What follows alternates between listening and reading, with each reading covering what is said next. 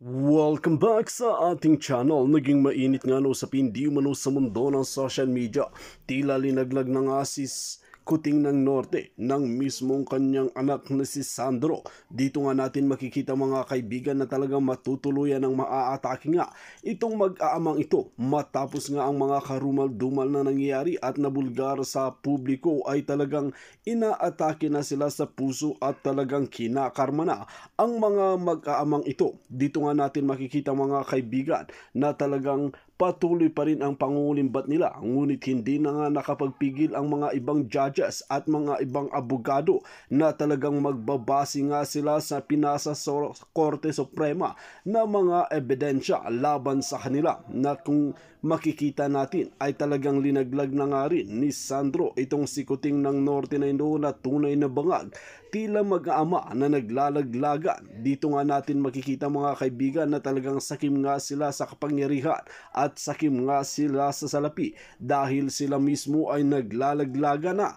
kasama nga si Lisus Max at si Tambaluslos. Dito nga pa natin makikita, magkakaalaman na kung sino nga ba talaga ang tunay na kurap, kung sino nga ba talaga ang tunay na sinungaling, kung sino nga ba talaga ang tunay na naglilingkod sa bansang Pilipinas na pinipilit di umano na isisi kay VP Sara Duterte at kay former President Rodrigo Duterte.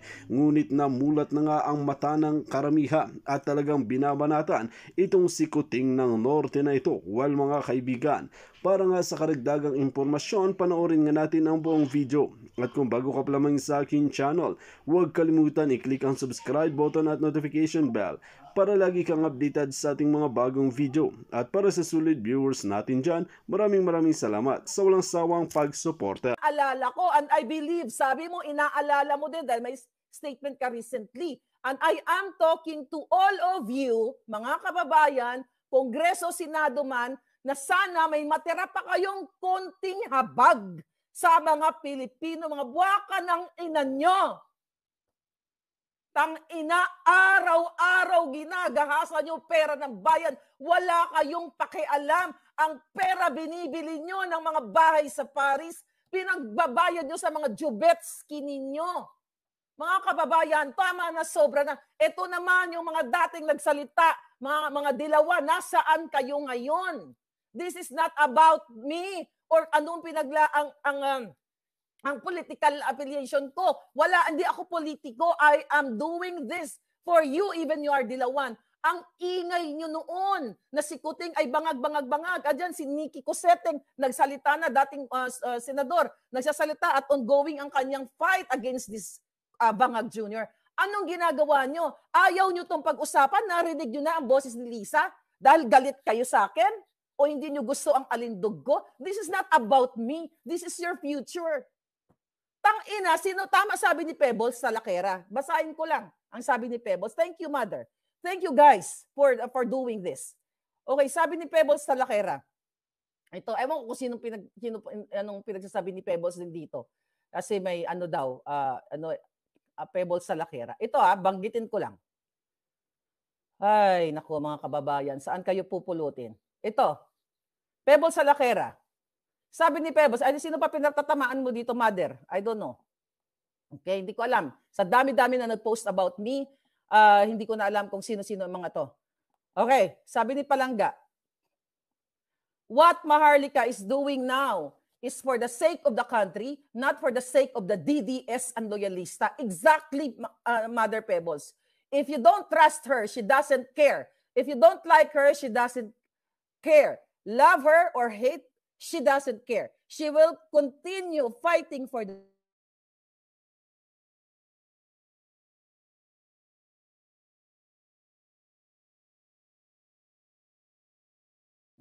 If you don't like her, ayan, inaantala yung ating vlog. Eh di wag niyong i-post at banggitin, hindi naman siya nakikialam sa mga drama niyo. Exactly. Ayaw niyo sa akin, wala naman akong pakialam kung ayaw niyo sa akin eh. Ang pakinggan niyo lang yung boses ni Lisa. You know what? Hindi ko kailangan makipag-friendship sa inyong lahat. Well, if you want to be my friend, bakit hindi? Pero kung magsasalta, tama, I don't know sino sinasabi ni Pebbles.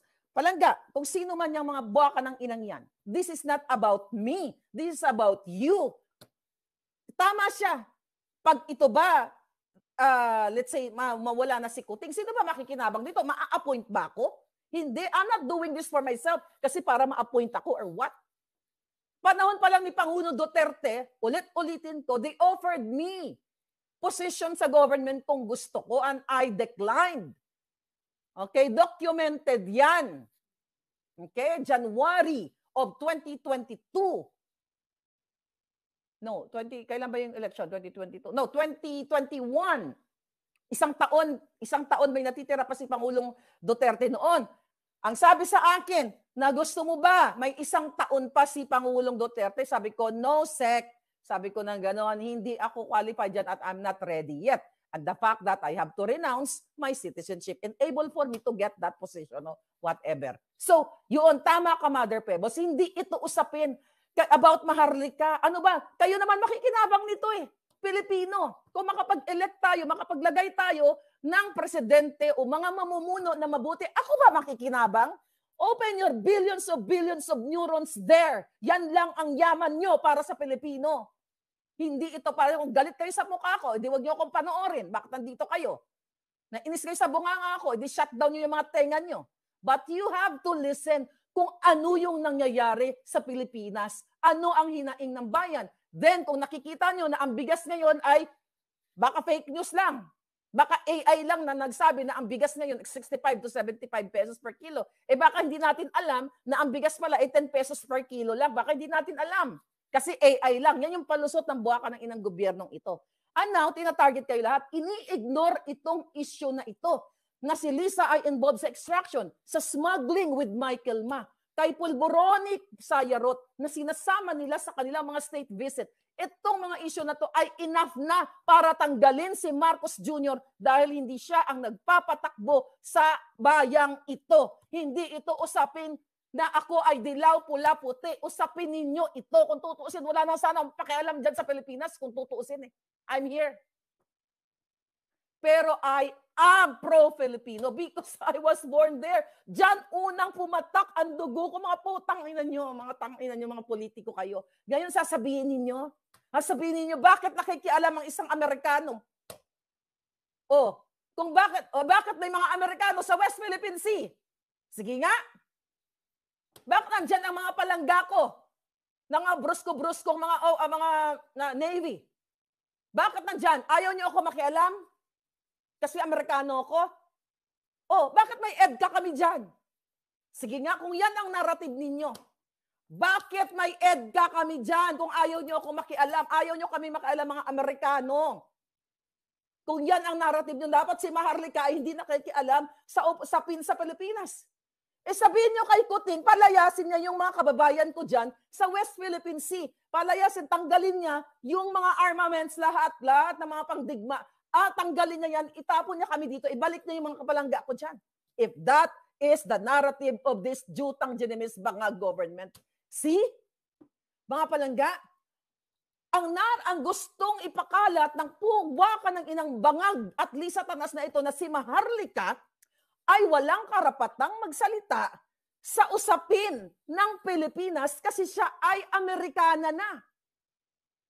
Okay? Wala na raw akong karapatan. Sabi ko nga, dyan unang tumulo ang dugo ko.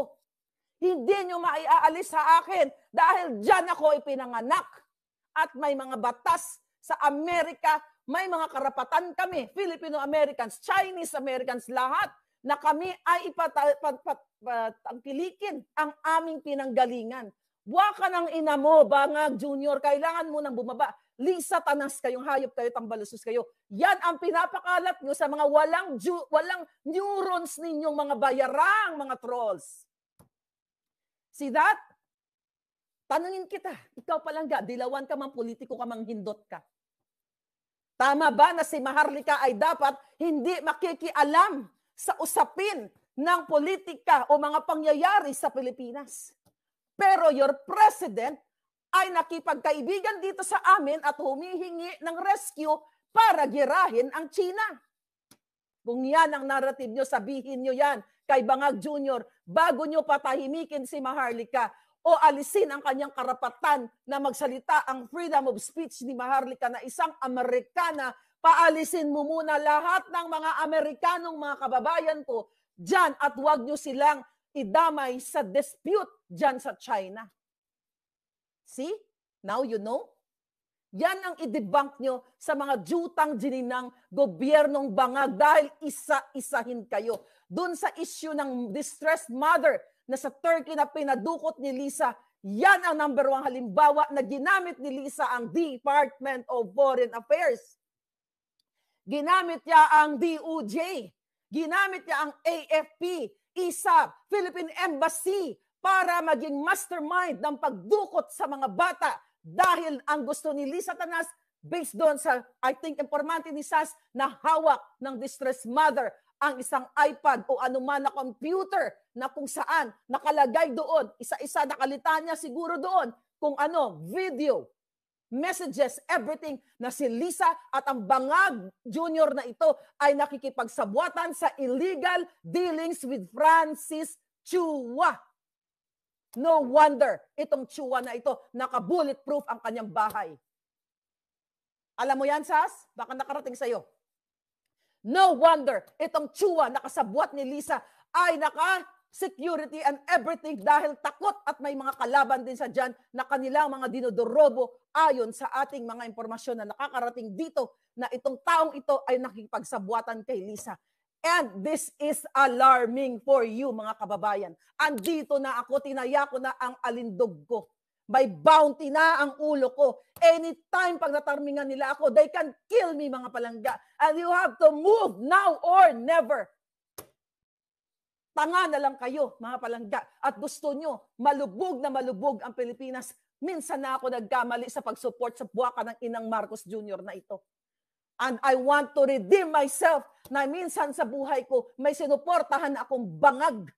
Dahil kung vested, personal interest lang, wala pong maharlikang nagsasalita ngayon. Sa halip ay ako part ng kanilang illegal activities. Magkikibit balikat ako, ipipikit ko ang mga mata ko dahil ako ay makikinabang sa pangangamkam ng pera ninyo. Mga palangga, paulit-ulit kong sabihin sa inyo, kung vested interest lang, kung personal interest lang, wala kayong maririnig sa akin ngayon. Kung di ba sinusuklam nyo na rin ako, puro papuri kay Bangag. Iko-cover up ko lahat ang kababuyan nila. But this is God's intervention. Why? I never intended to do this, mga palangga.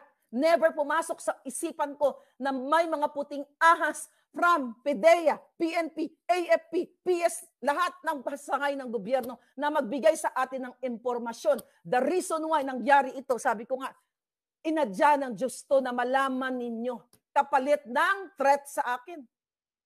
Alam nyo yan, di ba? Alam nyo na tinatamnan ako ni Lisa ng gobyernong ito ng kaso na gawa-gawa sa pamamagitan ni Erna. You know that? Yan ang una nilang harassment sa akin. Pero hindi ko uurungan ng mga buwakan ng inang yan. Nag-invento ng address. Gumawa ng fabricated crime against me para mailagay nila ako sa record dyan sa Pilipinas. Para anytime pag bumalik ako, pwede nila akong damputin. It's the same fate na nagyari dito sa distressed mother sa Turkey. Na fabricated crime ang ginawa ni Lisa at Chua at later on nga na-dismiss. Ilang fabricated cases ang nakahilera pa dyan na ibibigay ni Lisa sa akin. Hagbit-bitin dito sa Amerika. And I will fight to the last drop of my blood, Lisa. Hindi ka mananalo dahil everything I said here is factual. Gaga ka. Ha? Yung mga ginagamit mong designers na mga scammer, dudurugin ko kayong lahat. Sa Korte ng Amerika, dito tayo magbabanggaan. Magdemanda ka hanggang bukas na lang, di ba sabi ko? Dito sa PDEA, ano na to? Yung record na si Kuting at dapat siya ay what? Dapat siya ay dadamputin, i-raid. Pero inarbor ninyo nung panahon ni Noynoy. Yan, gusto nyo, di ba? Ikaw, Lasso, alpotero kang gago ka. You file a case against me. Ngayon na, ngayon, wag yun nang patagalin. To prove to the world that Maharlika is fake news o fake ang hinahawakan nating dokumento. Doon ko lang sa korte, mapapatunayan na indeed, the document is genuine. Para magkaalaman na, para sabihin nyo sa taong bayan, Ipakulong niyo ako. Putang ina niyo, lahat ng power na sa inyo. File a case against me. Di ba gusto niyo ako makulong? Nag-i-edit kayo ng mga picture, Merly ka nakulong. O, di ba? Yan lang ang kaya niyong gawin. To destroy me in the social media. But you're not gonna win because the truth is in with us, the Filipino people. And sooner, matatapos na lahat ng kababuyan mo, Lisa Bangag, you have to step down. Amy Marcos, you have to talk to your brother. Step down ang kapatid mo. Dahil Marcos ang binitbit nyo. Itong si Lisa walang mandato. Alam mo na si Lisa ay umu-order ng pulboron. Amy Marcos, alam mo yan. Huwag mo nang patagalin ito, mga palangga. My God. See? Kung gaano ka, hindi na safe ang Pilipinas ngayon. Dahil ang nagpapatakbo sa inyo ay bangag. Ngayon, the ultimate target, the ultimate solution nila is to target me, target us, suppress the mainstream media like SMNI, suppress Badoy, suppress ka Eric, suppress Makanas, suppress tayong lahat. Recently, di ba? Nauna pa itong si Cesar Chavez na mag-post ng statement ng PDEA na ito daw ay fake news. Ang ating dokumento na kung saan na nakuha natin noong March of 2012. Ngayon, mga palangga, ito. Mga hayop pa yan, tubig. Nyeta. Okay. Ngayon, mga palangga, ito yung Cesar Chavez, di ba sinabi ko sa inyo? You open your, ito sabi ko, ito na lang ang yaman natin eh. Billions of neurons meron tayo. We don't have billions of money, but billions of neurons.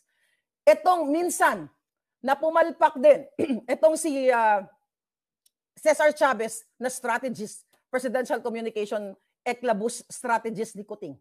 Di ba? Siya pa ang unang nag-post ng, at sabi pa niya, an apology for unvalidated PDEA document. Daily Tribune expressed its apologies for sharing unvalidated information that erroneously linked President Bangag Marcos Jr. to a drug enforcement document. It deeply regrets the posted art card on Facebook and recognizes the harm and confusion of the irresponsible social media material. If it understands the importance of upholding the truth and integrity, especially when it comes to matters concerning public figures. In taking full responsibility, Daily Tribune's online team learns from this experience and will be more diligent and discerning in the future when it comes to sharing information by verifying sources and ensuring the accuracy of the information before dissemination. Kita nyo? Itong gagong ito, Chavez na ito, ang tumawag sa Tribune para ipa-take down itong post nila na nagpapatunay na in 2012, si Kuting ay dapat arestuhin o i-raid dito sa 46C diyan sa Rockwell. Sila ay magkakasabwat lahat. At kasama ni Kuting doon nga yung sinasabi kong, wag niyo ako materi-teri. Diba? Wag niyo ako materi-teri. Dahil lalabas at lalabas ang katotohanan, lalabas ang taong bayan at makiisa para ipaalam sa inyong lahat na dapat nang wakasan itong putang Ginemes na bangag Marcos Jr. at inuubos ang inyong pera sa kanilang mga activities ngayon. Sobra na, tama na. Malinaw pa sa sikat ng araw na binabayaran ng gobyernong ito ang mainstream media at tinatakot, sinisindak para hindi magsalita. And their target right now, mga palangga, is me.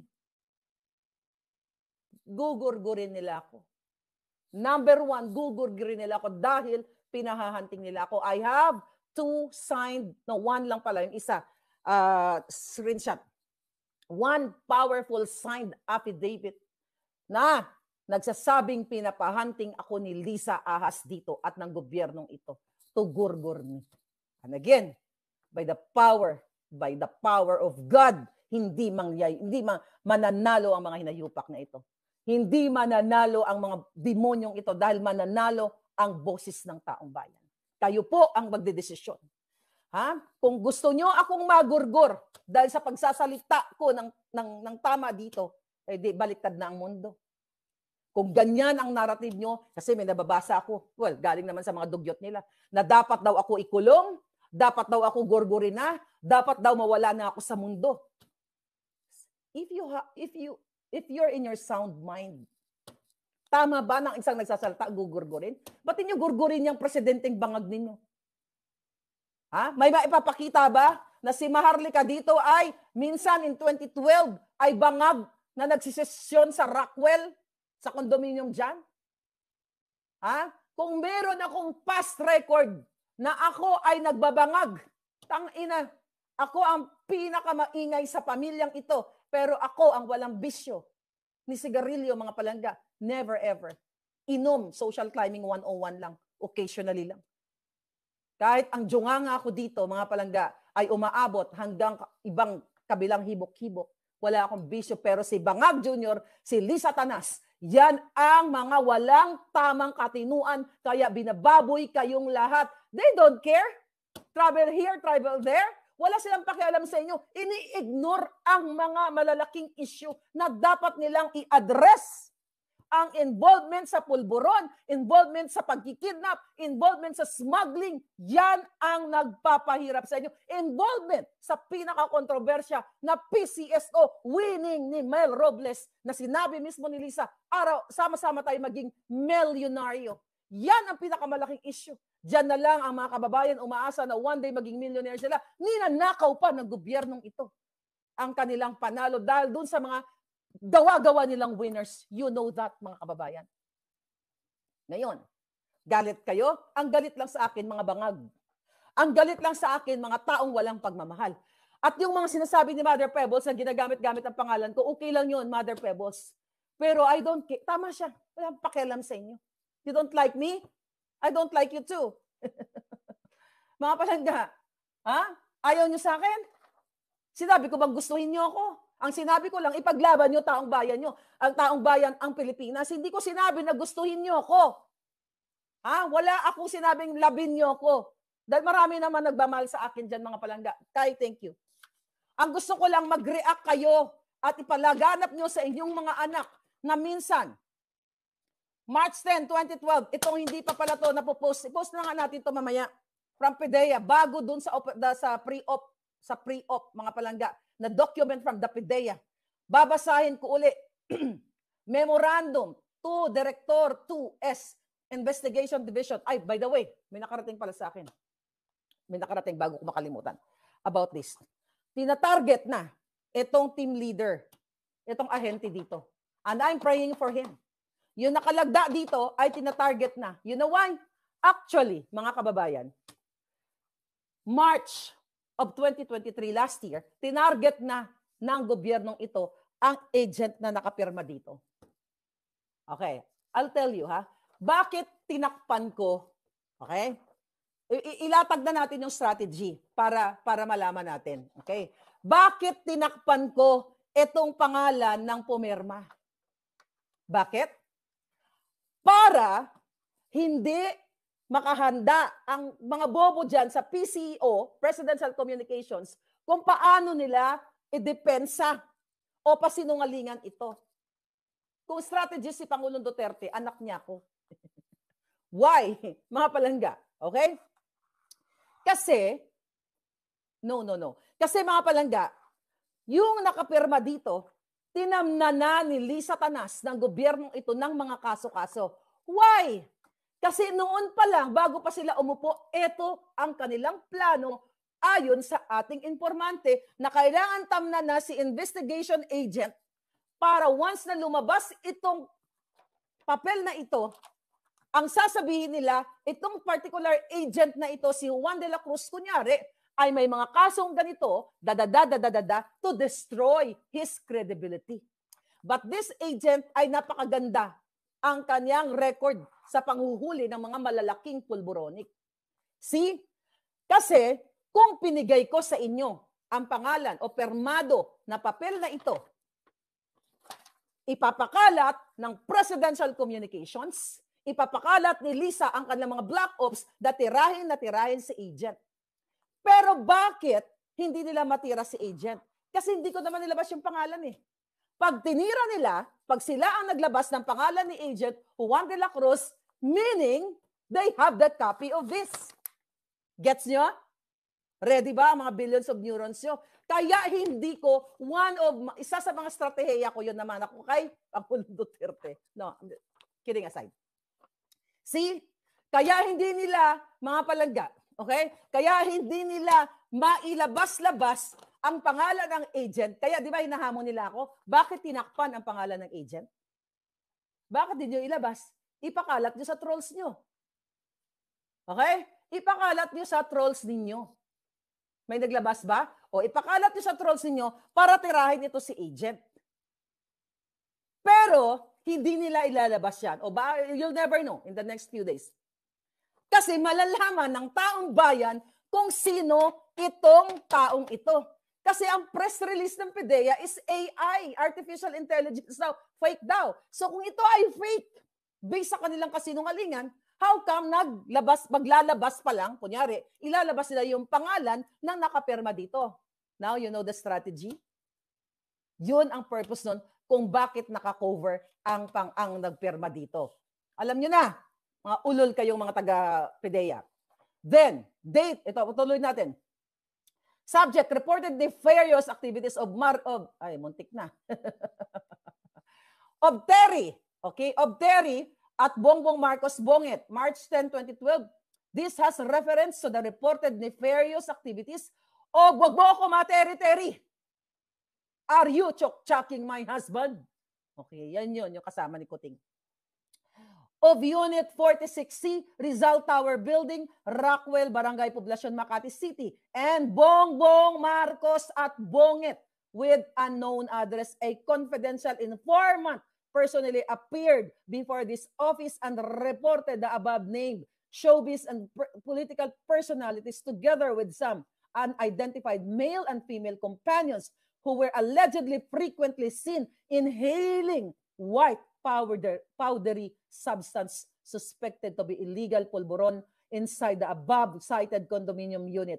Recommended approval of the attached pre-operation, yung pinakita ko sa inyo, pinost ng Tribune, pre-operation report and authority to operate, to conduct casing and surveillance to verify the veracity of this report for their possible apprehension if warranted. Signature, The reason why, mga kababayan, wala sa database. And during that time, sabi nga ng ating palangga dyan sa PDEA, wala pa pong nag-i-exist na database, computer database during that time nung nangyari ito.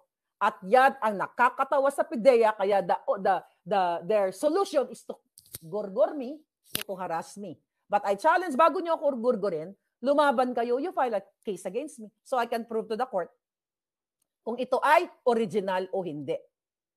Okay? Ngayon, mga palangga. 'Di ba?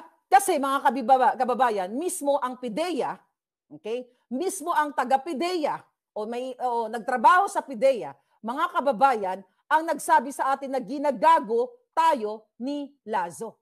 Ginagago tayo ni PDEA at ng gobyernong ito.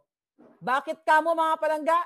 Okay? Dahil ayon sa kanya, ma'am, ang dokumentong hawak nyo ay original, hindi yan fabricated. Kasi originally, signed yan ng team leader na bona fide officer ng PDEA, 2S at yung director that time ay equally exist, nag-i-exist.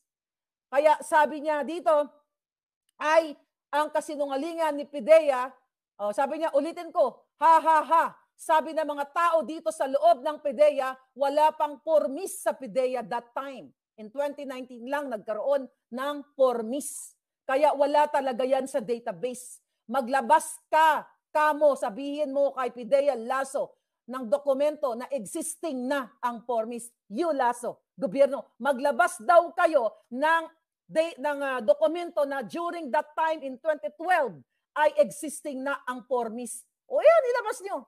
Hindi yung gusto nyo akong magurgor. Mga gago kayo. Okay, that time wala pa pong formis, ma'am. Mano-mano lang. Ha, ha, ha. Nakakatawa talaga ang gobyerno natin. Sinungaling yung press release ng PIDEA. Sila kamo ang fake news. Maglabas sila ng formis. See? Lahat ng kasinungalingan gagawin at mapagtakpan lamang ang authenticity ng dokumentong hawak mo. Mano-mano po yan nung time na yon. Dapat ilabas nila yung logbook ng compilation noong 2012. Kasi noong 2019 lang nagkaroon ng database computer-generated upgrade. Mga bobo tao ni Lazo, mga sinungaling na nga lang, magsisinungaling na nga lang, hindi pa ginalingan. Ilabas nyo daw, Lazo, ang dokumento na during that time in 2012 ay may formis pa. Ito na lang. Madali lang. Gusto nyo ako ipaya sa buong mundo? File a case against me. Hanggang bukas na lang kayo, di ba? Friday na dyan.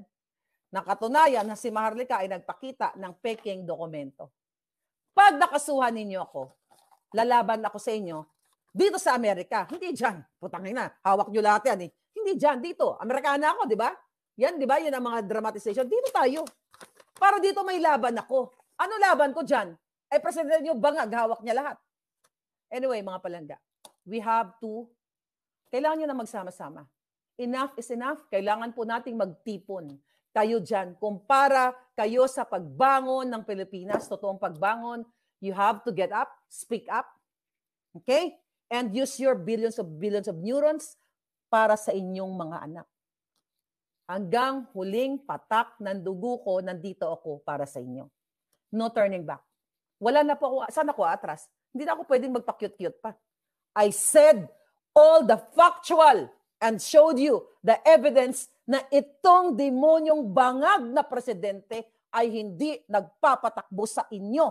Walang mandato ang First Lady Ahas, pero siya ang nagpapatakbo, nag-ooperate ng legal na lahat ng illegal kidnapping, smuggling, lahat pulboronic. You have to act now or else lulubog tayong lahat sa Kumunoy. This is your Fair Lady Maharlika. Thank you, mga palangga.